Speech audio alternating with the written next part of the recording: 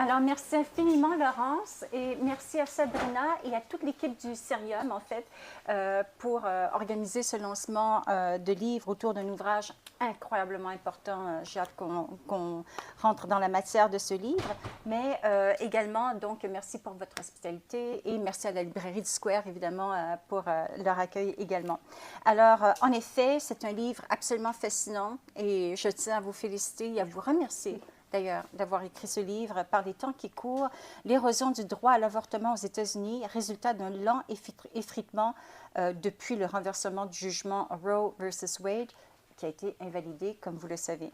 Et donc, j'ai une série de questions, et puis j'espère que ça va permettre au public, que nous remercions également, d'en savoir un peu plus et d'avoir surtout l'envie et de comprendre la nécessité de lire cet ouvrage dans cette merveilleuse collection Le Monde en poche, publiée par les Presses universitaires de Montréal et Cerium. Et donc, pour commencer, alors encore une fois, évidemment, c'est un sujet incroyablement actuel et controversé dans certains milieux, mais c'est ça, depuis le renversement de l'arrêt Roe versus Wade en 2022, dans le contexte sur lequel on va revenir, dans le contexte un peu plus légal et juridique de Dobbs versus Jackson's Women's Health Organization en juin 2022.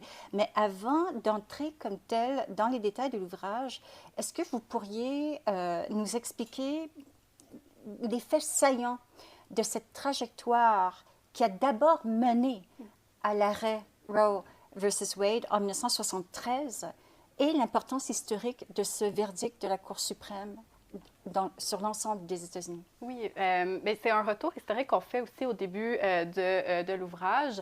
Je tiens à remercier les presses de l'Université de Montréal qui sont présentes ce soir de m'avoir permis d'écrire cet ouvrage-là et le Cerium également pour l'organisation. Parce que je pense que des fois, on a tendance à, lorsqu'il y a un droit, à le prendre pour acquis. Puis c'est un peu aussi le processus qui s'est passé avec Roe v. Wade, où on a pris pour acquis pendant un moment le droit à l'avortement. Et c'était un processus qui a quand même été relativement long pour en arriver à ce droit-là, parce qu'on a eu des tentatives de rendre l'avortement légal dans certains États, pour que finalement, en 1973, ça se rende devant la Cour suprême. Et c'est une décision qui est importante parce qu'aux États-Unis, ça s'inscrit dans un trio de décisions. Moi, lorsque je parle de Roe v. Wade, j'en parle souvent en relation avec ces deux autres décisions-là qui touchent l'accès à la contraception. Et donc, à partir des années 1960, on a les mouvements pour les droits reproductifs et sexuels aux États-Unis. Et ces droits-là, donc, on en vient à la première décision qui vient autoriser l'accès à la contraception pour les femmes mariées. Donc, d'abord, uniquement les femmes mariées ont ce droit à la contraception. Et c'est un droit qui s'appuie sur une interprétation des droits de la Constitution américaine et qui dit qu'il y a un droit à la vie privée qui se transpose à votre chambre à coucher. Donc, essentiellement, vous faites ce que vous voulez dans votre chambre à coucher maritale. Et ensuite, en 1972, on vient dire, on va élargir ce droit à l'ensemble des femmes et non pas uniquement aux femmes mariées. Et finalement, on arrive en 1973 avec le cas de Roe contre Wade et la Cour suprême va s'appuyer sur cette logique de droit à la vie privée pour dire ça s'applique également, en fait, à ce qui se passe dans le bureau d'un médecin. Et donc, il y a un droit à la vie privée entre la patiente et le médecin ou la médecin. Et c'est important à ce niveau-là parce que lorsqu'on regarde la composition de la Cour suprême, le droit à l'avortement, oui, c'est un enjeu aujourd'hui qui est très polarisant, mais la décision Roe v. Wade, c'est une décision à 7 contre 2, avec des juges conservateurs qui ont voté en faveur du droit à l'avortement, alors qu'on a vu avec les années, c'est devenu beaucoup plus polarisant et polarisé, et on en est venu à la décision de Dobbs. Et c'était une décision qui était vraiment significative parce qu'on venait dire, à l'échelle du pays, où on avait un peu une courte pointe de droit, où on avait des États qui avaient autorisé pour des raisons thérapeutiques, d'autres États qui avaient interdit, peu importe les raisons. Là, la Cour suprême venait dire, en fait, on va aplanir le paysage juridique et on va le faire d'une façon, on va diviser en 3 trimestres. Donc, le premier trimestre, jusqu'à peu près la 14e semaine, on vient dire qu'il n'y a aucune ingérence de l'État dans la décision privée. Durant le 2e trimestre, on vient dire l'État a un intérêt dans la vie de la personne enceinte, Et donc, on peut baliser l'accès, mais on ne peut pas l'interdire. Et dans le 3e trimestre, post-viabilité, on vient dire, bien, là, l'État a un intérêt dans la vie à naître et peut interdire le droit à l'avortement. Donc, on vient donner un peu un cadre dans lequel les États peuvent agir et c'est vraiment essentiel de comprendre cette partie-là de la décision Roe v. Wade parce que la façon dont Roe v. Wade a été écrit est la raison pour laquelle on a eu cette érosion d'un droit à l'avortement et qu'on en est venu à la possibilité du renversement tel qu'on l'a connu en 2022. Et justement, avant d'en venir sur les détails de 2022, le renversement comme tel de Roe v. Wade, mais vous faites allusion à quelques reprises dans le cadre de votre ouvrage à la recherche ou à des participantes avec qui vous avez communiqué. Mais quel était le contexte initial qui explique cette expertise et érudition que vous avez sur le sujet et comment le livre que je soupçonne avait commencé à être écrit avant le renversement ou enfin, comment tout ça s'est mis en place dans le contexte de vos propres recherches? Oui, c'est une excellente question. Donc, en fait, moi, en 2016, j'étais étudiante à la maîtrise, puis je suis allée le long de la frontière entre les États-Unis et le Mexique. Puis à ce moment-là, je travaillais sur l'accès aux soins de santé de façon générale pour les personnes non documentées, les femmes non documentées plus spécifiquement. Et à travers donc, ces recherches-là, la question de la santé reproductive revenait constamment parce que une des sources d'aide principales pour les personnes non documentées, ce sont des organismes sans but lucratif, principalement à vocation religieuse. Religion et santé reproductive, ça ne fait pas toujours bon ménage. Et donc, on avait beaucoup de situations où les personnes immigrantes n'avaient pas accès à la contraception ou ne pouvaient pas avoir de référence, n'avaient pas de soutien pour aller dans une clinique d'avortement si c'est ça qu'elles désiraient parce que ça allait à l'encontre des valeurs de l'organisme qui offrait l'aide pour le déplacement ou pour la traduction, etc.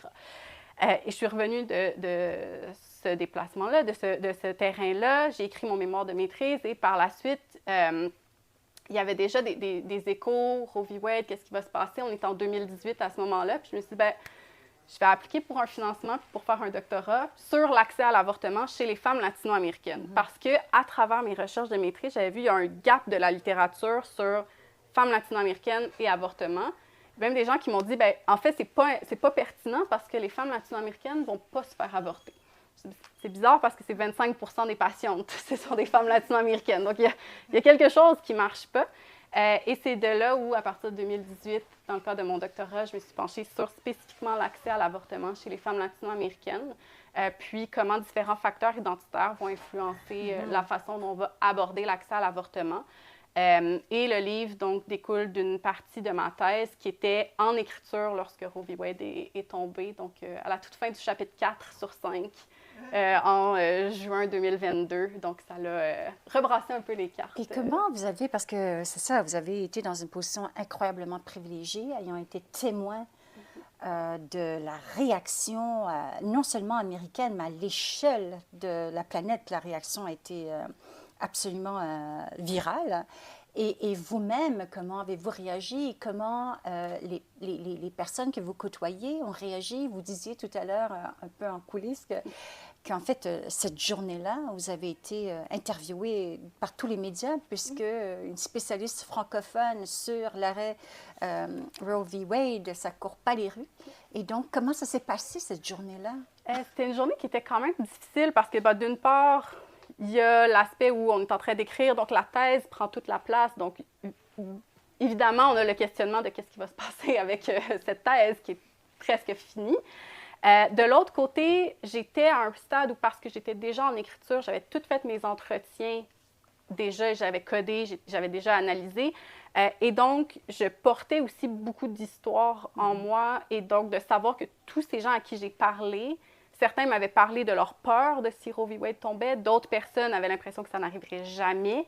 Et là, de penser à chacune de ces personnes à qui j'ai parlé et de savoir que d'un coup, leur vie changeait, indépendamment de leur état de résidence.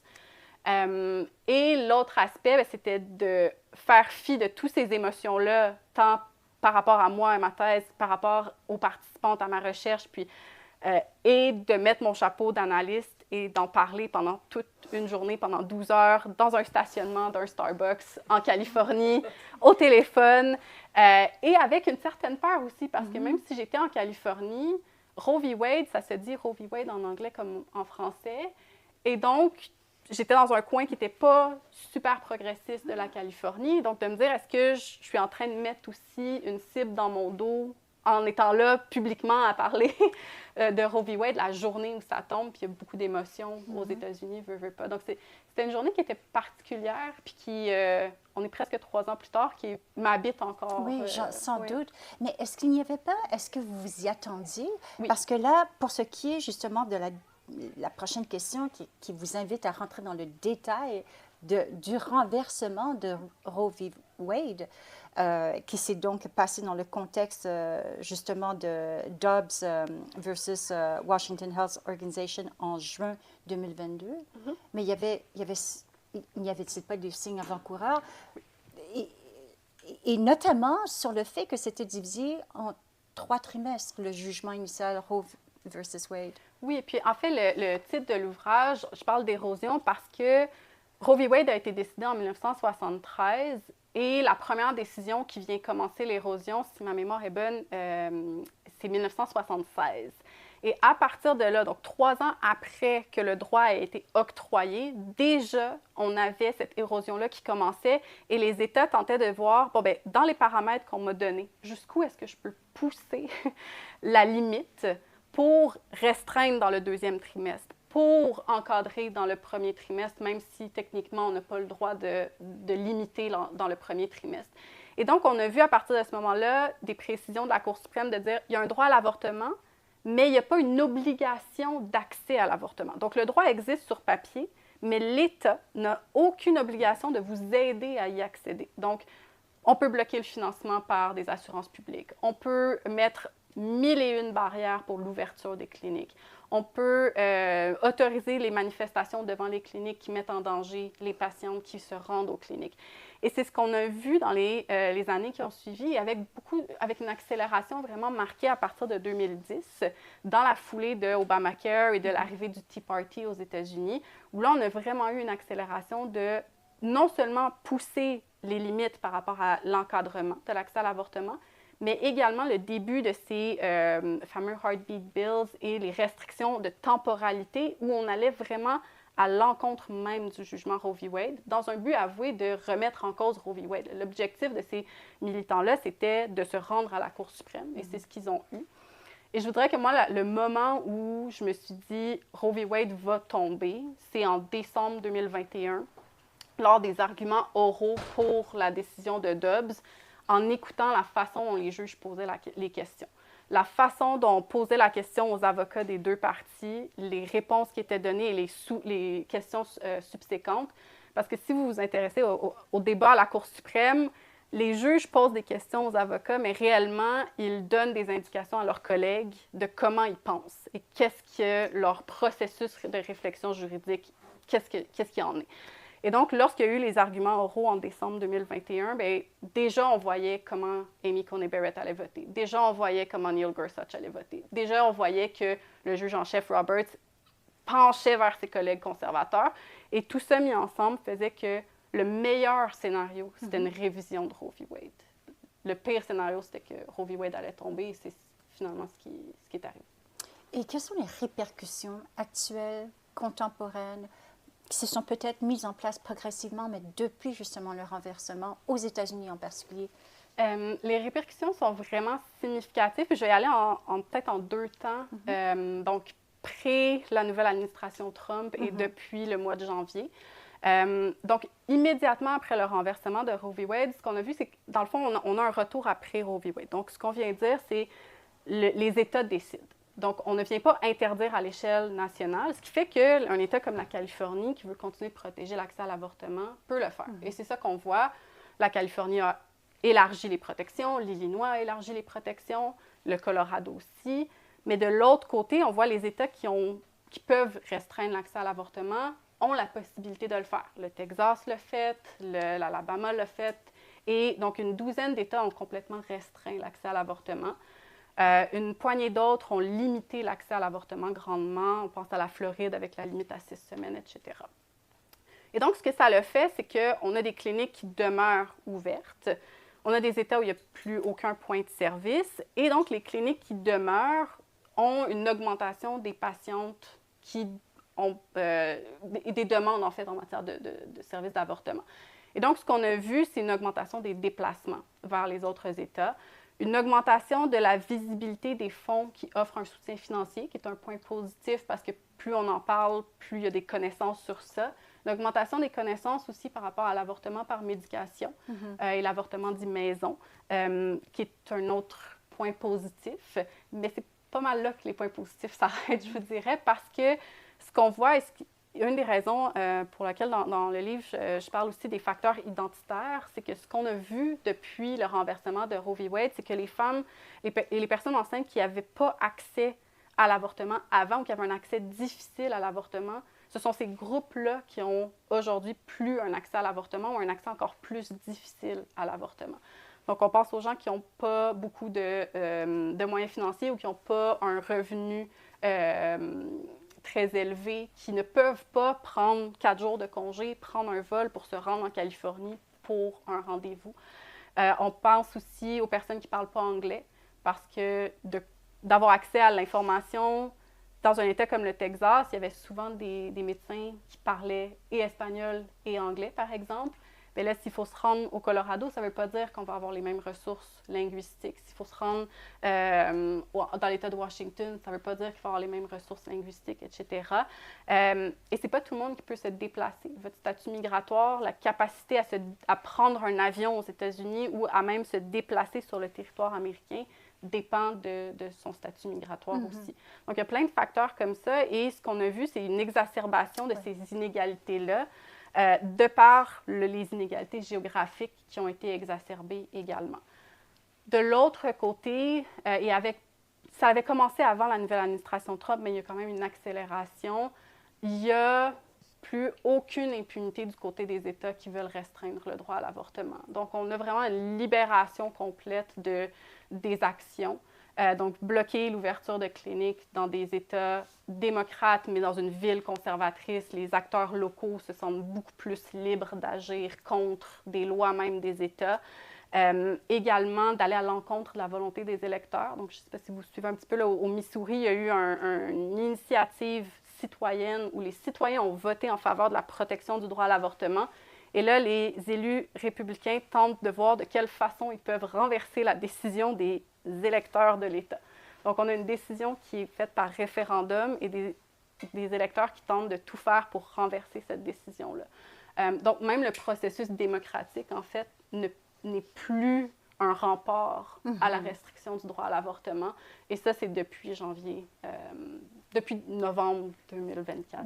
Depuis l'administration Trump, oui, c'est ça. On a vraiment cette absence totale de considération pour des mécanismes qui auparavant étaient beaucoup plus respectés.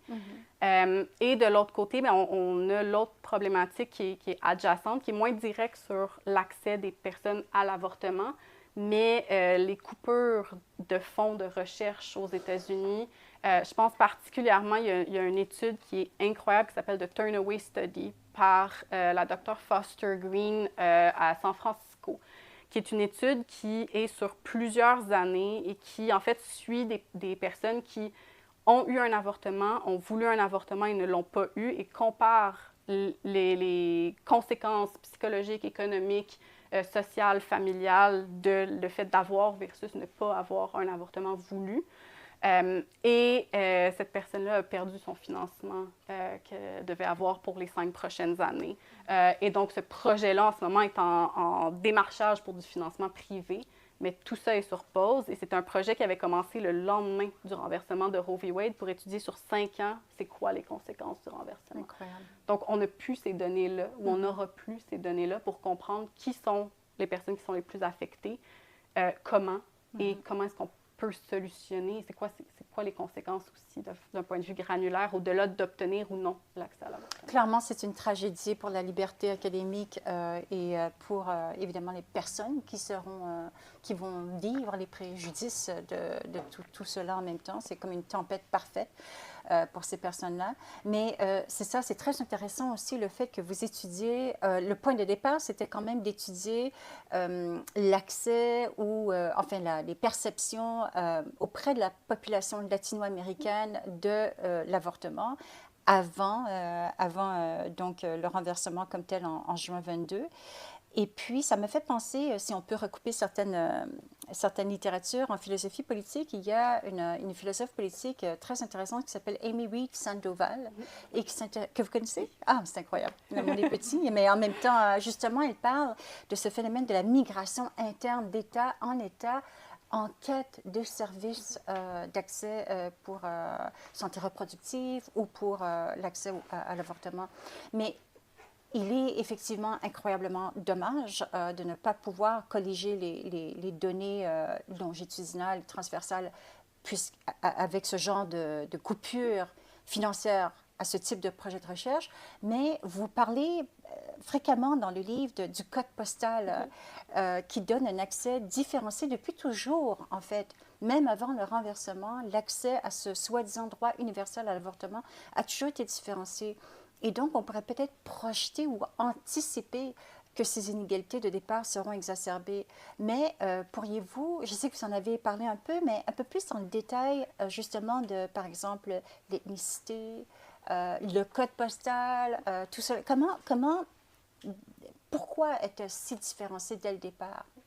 Je pense que la réponse brève et simple, et après, je vais en parler davantage, mais c'est vraiment la façon dont Roe v. Wade a été écrit, puis l'ouverture que ça a donné à cette érosion année après année du droit à l'avortement, qui a fait qu'au final, ce projet qui était écrit pour être un aplanissement des disparités géographiques n'a jamais réellement existé. Donc, dès le départ, on a eu ces inégalités-là qui ont été très claires, que ce soit les États qui, sur le plan financier, restreignaient la couverture par les assurances publiques versus les États qui ne le restreignaient pas.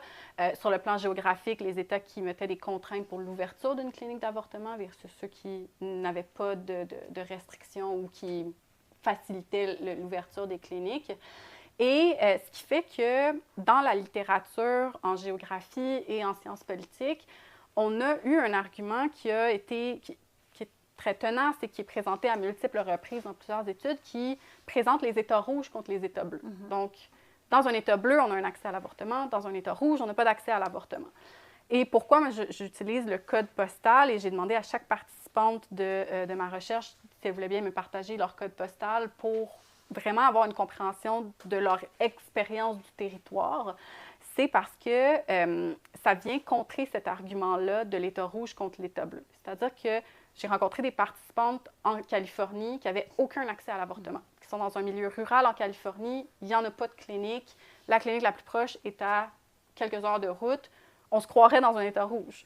À l'inverse, j'ai parlé à des participantes qui habitaient à Austin, au Texas, avant tout ça, qui me disaient, en fait, il n'y en a pas de problème. Si je veux avoir un avortement, la clinique est à 2 coins de rue, puis tout va bien. Et donc, pour moi, le code postal vient renforcer cette idée que oui, il y a une disparité géographique, mais elle n'est pas macro, elle est extrêmement micro, cette différence géographique-là. Et la connaissance de où est-ce que la clinique la plus proche est également un facteur. Et ça vient avec l'éducation à la sexualité et tout ça. Et c'est pour ça, moi, j'ai fait aussi une cartographie de la distance entre les personnes que j'ai interviewées et la clinique qui était réellement la plus proche de leur domicile. Et je leur ai demandé quelle est votre perception de la distance de la clinique la plus proche. Et la majorité ont surestimé la distance de la clinique la plus proche. Donc, on a une impression que l'accès est plus difficile qu'il ne l'était réellement avant le renversement de Roe v. Wade. Et donc, le code postal a cet aspect-là très important. Et l'autre élément, c'est que lorsqu'on regarde les ressources par quartier et les compositions ethnoculturelles des quartiers, on voit aussi que les quartiers blancs étaient beaucoup mieux desservis en matière de santé reproductive et d'avortement que des quartiers avec une diversité ethnoculturelle. Et c'est un des aspects que moi, j'ai regardé plus spécifiquement travaillant sur l'accès des femmes latino-américaines. Est-ce qu'il y a une disparité? Oui, il y a une disparité. À Los Angeles, il y a une clinique dans Santa Monica qui est extrêmement accessible en transport en commun, mais après, si vous allez dans des quartiers plus latinos de Los Angeles, l'accès n'est pas, est pas là. Et pourtant, on est dans une grande ville de la Californie. L'autre élément auquel moi je me suis particulièrement intéressée, c'est la question du statut migratoire. Parce que je trouve que trop peu souvent dans les études sur l'accès à l'avortement, on parle de cet aspect-là. On parle beaucoup d'économie, le statut socio-économique. On parle parfois du déplacement, mais on parle très rarement du statut migratoire parce qu'il y a peu d'études sur les femmes latino-américaines qui ont des statuts migratoires multiples. Et de comprendre que la possibilité de se déplacer dans l'espace et d'avoir un accès à des soins de santé reproductive qui ne dépend pas de ce qui est uniquement disponible dans un rayon très limité de son domicile, c'est un privilège qui est accompagné de quel est votre statut migratoire et quel est votre droit au déplacement qui est inhérent à ce statut-là. Et cet aspect-là me vient aussi du fait que j'ai travaillé sur les enjeux frontaliers, puis sur les déplacements transfrontaliers internationaux aussi. Et je vois l'aspect géographique aussi où il y a des participantes que j'ai interviewées qui, oui, peuvent se déplacer dans un autre État, mais peuvent se déplacer à l'international aussi. Donc, certaines vont voir leur accès aux soins de santé reproductive du côté des États-Unis et du Mexique. Ouais. Et ça joue beaucoup, et aujourd'hui également, sur l'accès à l'avortement par médication. Parce qu'au Mexique, le misoprostol est en vente libre. Donc, le misoprostol, c'est une des 2 médications qui est utilisée pour les avortements par médication. Lorsque utilisé seul, n'a pas le même niveau d'efficacité que lorsqu'utilisé selon le protocole médical prévu, mais a un certain niveau d'efficacité assez intéressant où il y a des gens qui vont au Mexique qui l'achètent en vente libre et qui ont un avortement maison. Mais il faut avoir le statut migratoire qui permette de traverser une frontière internationale pour ça. Donc, c'est tous ces éléments-là qui sont exacerbés aujourd'hui parce que, oui, ça avait un impact avant le renversement de Roe v. Wade, mais aujourd'hui, ça a encore plus d'impact quand les options sont de plus en plus limitées, puis que les options qui restent, surtout si vous habitez dans un État qui restreint l'accès à l'avortement ou qui l'interdit, c'est d'aller à l'extérieur de cet État-là. Donc, il faut que vous ayez les moyens de vous rendre à l'extérieur, pas juste financier, mais aussi le statut migratoire, la compréhension de c'est quoi les lois dans un autre État qui vient avec un niveau de compréhension de l'anglais aussi. Donc, tout ça, en fait, oui, et c'est tellement granulaire, votre analyse, que ça va jusqu'à est-ce qu'on peut louer une voiture? Est-ce que cette journée-là, quelqu'un va pouvoir s'occuper des enfants? C'est vraiment absolument fascinant et évidemment aussi un peu, décourageant, là, l'état des lieux présentement. Mais justement, vous qui avez travaillé sur les passages frontaliers, évidemment, je parlais en tout début de conversation de l'onde de choc que le renversement Roe versus Wade a eu à travers le monde. Et est-ce que vous pensez, en fait, dans le livre, vous en parlez, quelles sont les conséquences les plus marquantes à l'échelle internationale, donc en dehors des États-Unis, de l'impact de ce renversement? Je dirais que les plus marquantes, c'est celles qui ne sont pas nécessairement visibles. C'est-à-dire que l'impact principal dont je parle dans le livre, c'est vraiment sur le discours. Donc, c'est le fait que les États-Unis, qui sont quand même un pays, une puissance internationale, peuvent dire on enlève ce droit-là qu'on pensait acquis d'un droit à l'avortement. Et donc, ça vient, tout comme ça a eu cet impact-là à l'intérieur des États-Unis, ça a un impact similaire à l'international où on a d'autres États et des mouvements conservateurs dans d'autres États qui vont dire bien, si les États-Unis l'ont fait, pourquoi est-ce que nous, on ne pourrait pas le faire? Et on l'a vu en Italie, on l'a vu, et avec beaucoup d'inquiétudes, certains mouvements renaître en Irlande, où l'accès à l'avortement vient à peine d'arriver. On l'a vu en Amérique latine, où on avait depuis des années le mouvement inverse d'un élargissement de l'accès à l'avortement. Et là, on revoit des mouvements contre le droit à l'avortement s'élever et prendre une place plus grande sur la place publique. Donc, c'est cet aspect sur le discours qui, pour moi, est celui qui est l'impact international le plus significatif.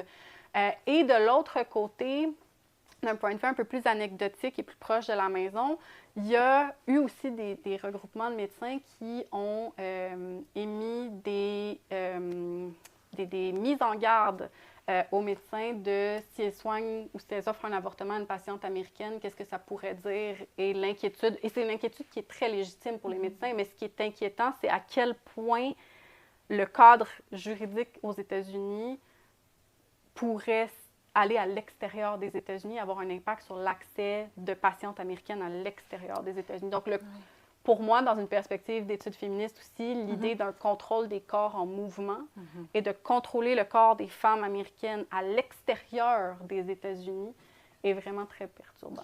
Mais en même temps, il y avait quand même au moins 2 exemples positifs, ou en tout cas un peu plus encourageants. Mais par exemple, dans certains pays, par exemple en France, je crois qu'il y a eu une volonté de la part de l'État d'affirmer le droit à l'avortement. Je crois qu'ici au Canada, en plein contexte de campagne électorale, il n'y a pas, je ne sais pas jusqu'à quel point un chef politique oserait remettre en cause, mais on ne sait jamais, là, évidemment, avec les partis que nous connaissons, mais je veux dire, il y a aussi un discours qui réaffirme le droit des femmes à l'intégrité de leur corps, à leur autonomie décisionnelle, etc. Est-ce qu'il peut avoir aussi quand même ce... Oui, et on l'a vu en France.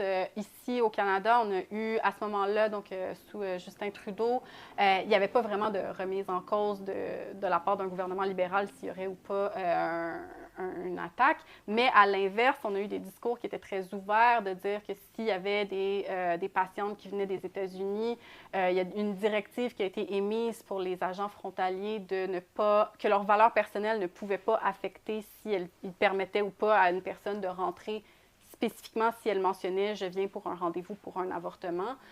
Donc, il y a eu ces directives-là. Mais je pense par contre que, et surtout en période électorale, non, actuellement, il n'y a pas eu un chef qui est sorti et qui a dit « nous sommes ouvertement contre le droit à l'avortement ».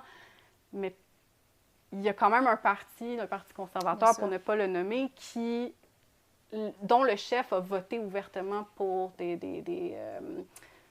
projets de loi qui remettaient en cause certains aspects du droit, pas le droit à l'avortement directement, mais qui visaient à restreindre l'accès.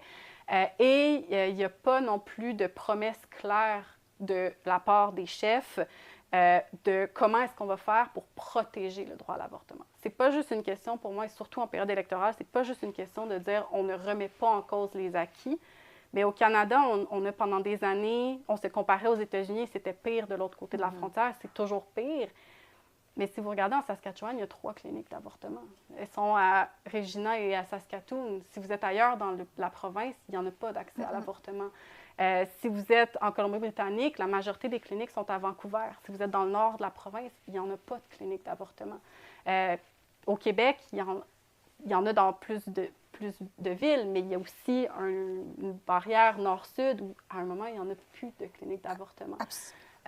Et c'est souvent les mêmes groupes que les groupes aux États-Unis qui sont le plus affectés, donc le statut socio-économique, le statut migratoire, les personnes autochtones et la division rurale-urbaine également. Donc, le code postal revient aussi comme un déterminant social de l'accès au droit à l'avortement ici même au Canada. Oui, et il n'y a pas de programme clair de comment est-ce qu'on va élargir le droit à l'avortement au Canada. Pas juste protéger les acquis, mais comment est-ce qu'on s'assure que ce droit-là existe pour tout le monde au Canada aussi.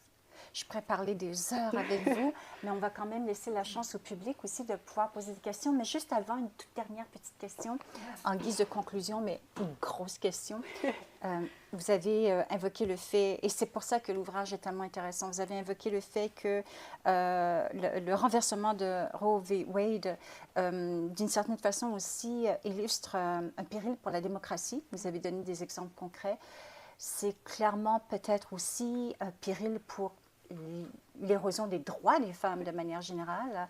À ce moment-ci, quel est votre diagnostic et pronostic en tant que peut-être chercheuse féministe, puisque vous avez, ouvert la porte à cette identification en tant que chercheuse? Alors, comment vous voyez les choses?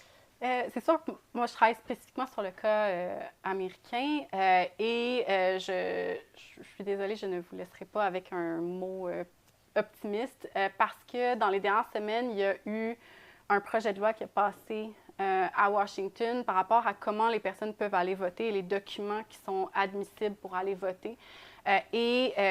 Pour les femmes mariées aux États-Unis, c'est moins fréquent ici, mais aux États-Unis, le changement de nom est très fréquent lorsqu'on se marie. On prend le nom du conjoint. Ce qui fait que le certificat de naissance, le nom de famille, n'est plus celui qu'on a sur nos papiers d'identité pour voter. Et essentiellement, ce que ce projet de loi-là va faire, c'est que les femmes mariées vont devoir avoir un passeport pour voter parce que c'est le seul document qui va concorder avec leur identité. Un passeport, c'est cher. Aux États-Unis, c'est à peu près 50 % ou moins de la population qui a un passeport. Donc, on n'est pas du tout dans une tangente qui viendrait renverser la vapeur de 2022. Au contraire, on a une remise en cause des droits civiques des femmes aux États-Unis. Il y a des élus qui remettent en cause l'accès à la contraception aux États-Unis. Comme je mentionnais tantôt, il y a eu des référendums où la population a voté pour protéger le droit à l'avortement et on a des élus qui ouvertement cherchent un moyen de renverser cette volonté populaire-là. Et on parle de référendums qui ont passé à plus de 50 % des gens qui se sont prononcés. Là, on ne parle pas de 12 % de la population dans un coin. Et donc, sur tous les plans, qu'on parle de santé reproductive, qu'on parle de droits civiques, qu'on parle de respect, actuellement, aux États-Unis, je pense qu'on n'est pas du tout sur une pente positive, malheureusement. Donc, je suis désolée d'être pessimiste, mais je pense que c'est important qu'on en prenne conscience aussi, puis surtout, le livre s'ouvre sur les conséquences à l'international aussi, puis qu'il n'y a rien qui se fait en silo. Les discours, ça traverse les frontières et qu'il y a toujours on est proche des États-Unis, on est loin, mais il faut prendre conscience de nos acquis et protéger ces acquis-là aussi parce que la pente glissante peut être très rapide aussi. Absolument, oui. Si vous avez des questions, s'il vous plaît, la conversation est là pour nourrir tout le monde. Oui, allez-y. Hello.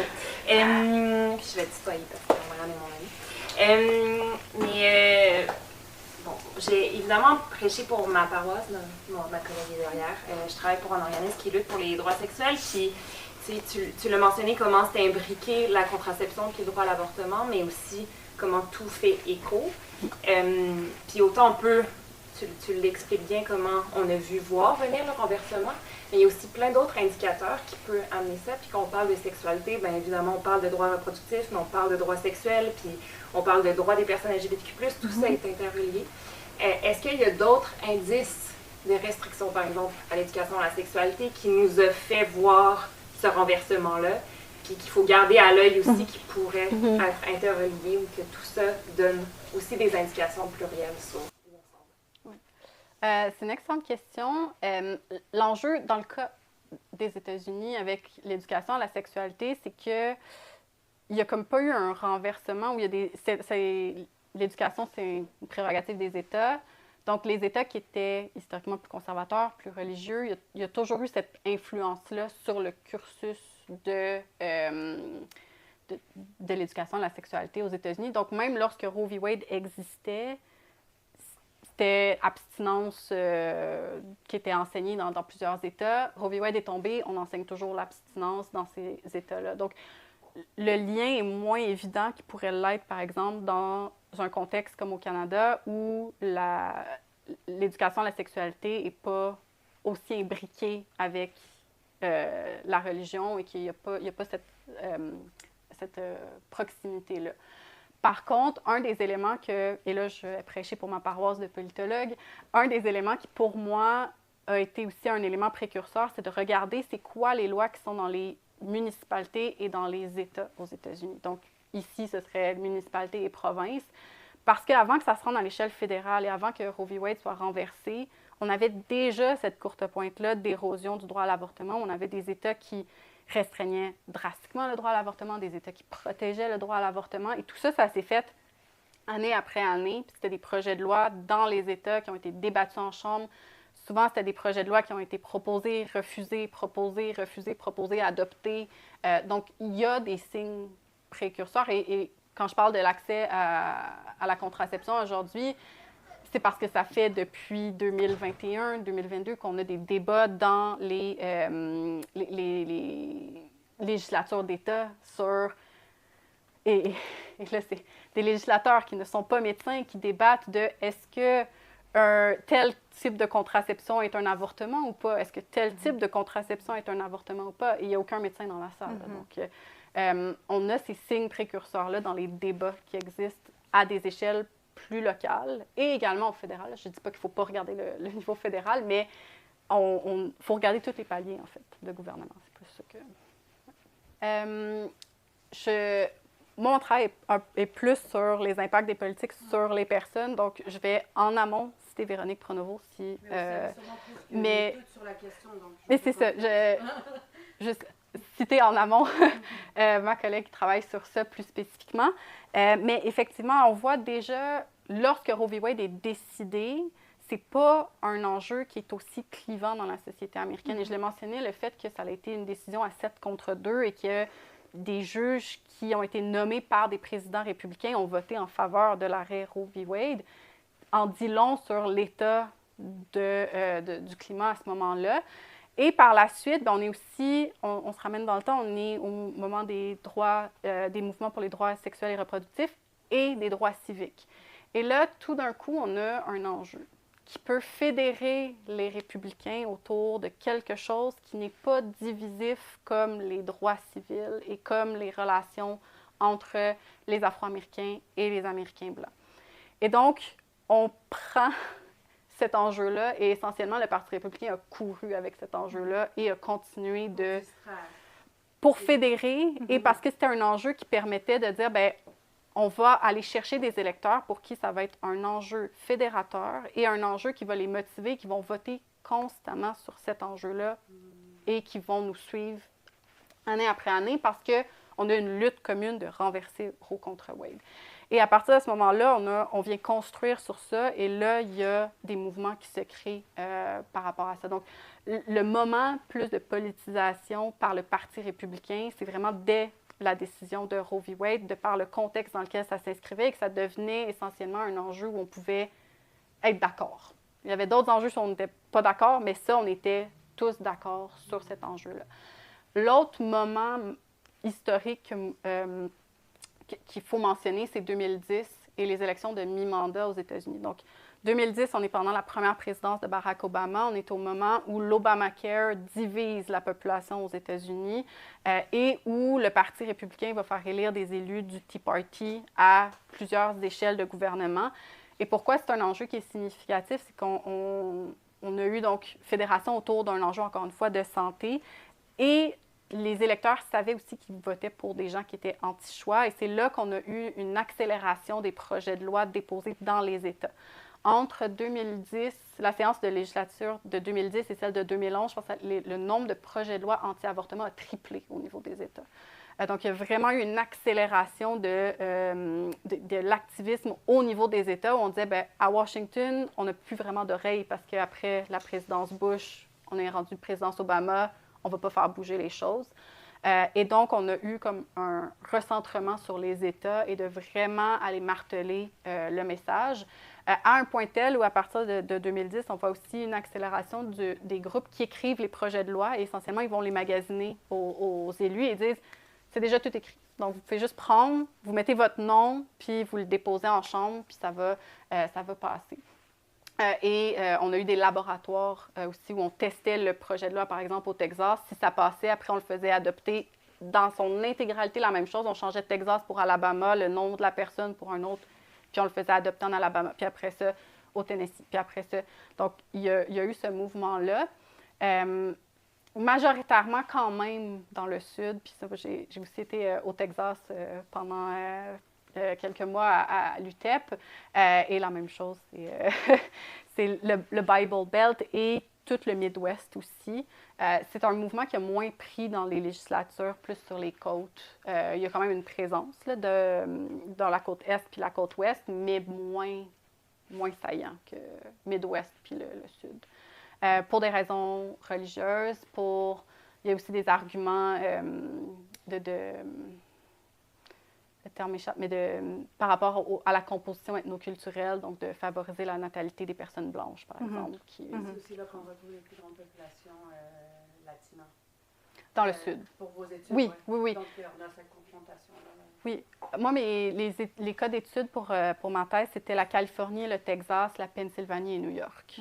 Donc, je ne voulais pas m'en tenir uniquement à des États qui étaient à forte population latino-américaine. Je voulais comparer 2 États plus au sud puis 2 États plus au nord aussi.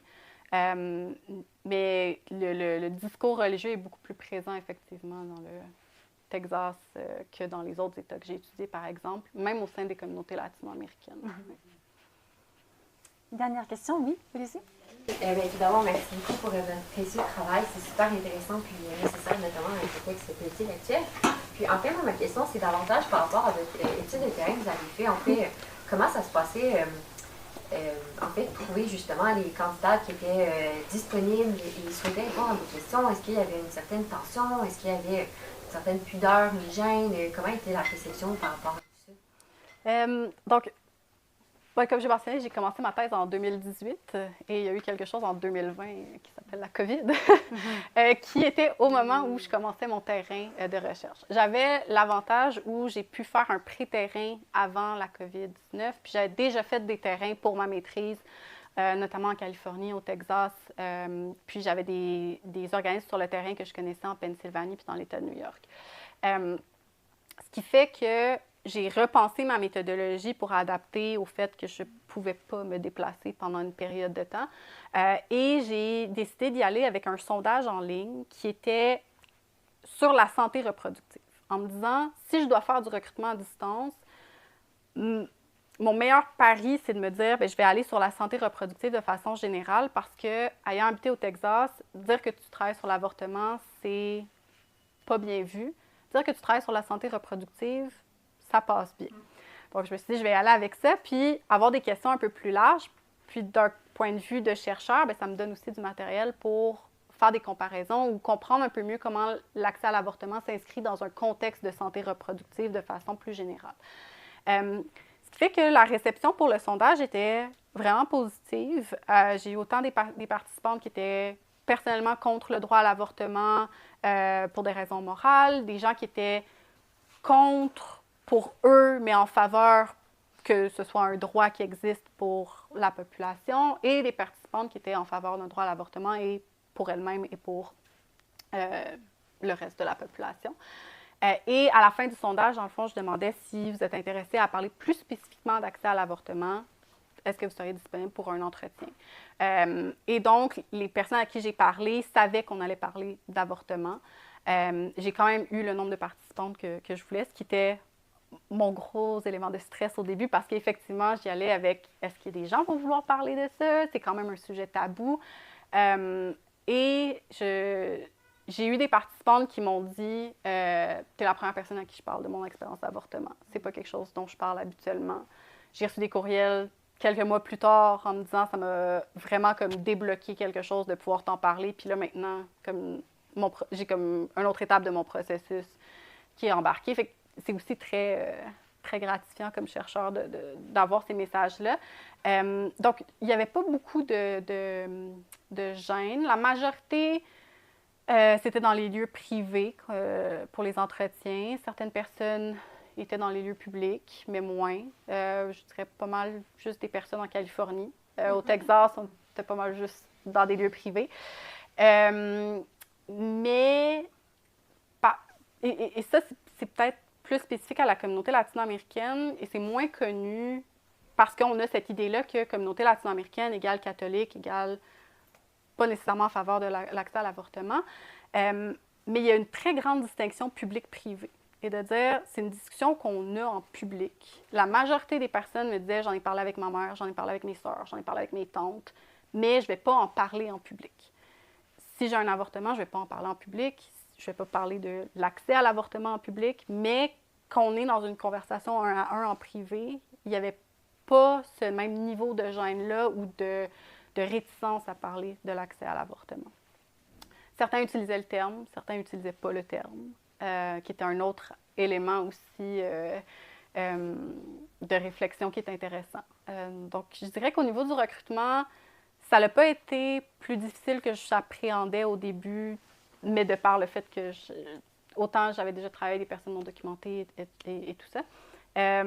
Mais il y a aussi, je pense, une partie où c'était de déconstruire certains présupposés qui viennent avec l'association religion, et indépendamment là, de la communauté ethnoculturelle et la communauté religieuse, mais on associe souvent les deux ensemble. Puis, finalement, ça s'est pas avéré. Donc, ce qui est très bien pour moi, puisque j'ai pu mener les recherches.